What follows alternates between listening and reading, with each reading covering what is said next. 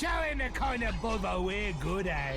Welcome back to another tribe video on the Shadow of War channel. This one's going to be relatively more shorter than the other two videos that were made. If you want to go check them out, you can. I'm going to be putting these in a playlist, as well as top right hand corner of the screen. If you click that card to go check it'll go take you to the most recent one that was made, which was the Mystic Tribe before this video. So we're moving on to the Terror Tribe for today's video. There's only one really unique thing about the Terror Tribe that is really useful, but they do excel at it very, very well, and you'll see why in a second. So the Terror Tribe, if you want to make them overlord in your region, you actually get an increased chance of finding captains and war chiefs who will flee in the region. You know, just for random reasons, you'll find a lot of captains and war chiefs who generally, typically, when they face higher captains or war chiefs, they will want to flee and stuff like that. Obviously to do with the whole terror thing that's going on throughout the region. The second thing on top of that is probably their most valuable thing that they can do, and that is specifically this, which is called Terror Chains, or as I like to call it, Terror Cyclone. So Terror Chains is very useful for two specific reasons. One, to clear out a lot of enemies in an area, and number two, sometimes, mainly, if they can, to stun and actually wound up, dealing a lot of damage to a captain or a war chief that is an enemy captain or war chief. So why are these guys useful? Well, if you get one branded and let's say you're doing a fortress assault, this dude goes in, he gets, there's a bunch of grunts around him and two war chiefs around him. He brings out these terror chains and just goes to town. He will one hit the grunts, do pretty good amount of damage to the captains and war chiefs, and they're overall just good for clearing areas. So for an example, a really good example would be like, let's say you have a Mystic Tribe guy who has necromancy with also a terror guy at the same time. The terror guy can mow them all down with his terror chains if he decides to do it, and the Mystic Tribe guy can then resurrect these people being a necromancer if he has that ability. So it is super powerful when you combine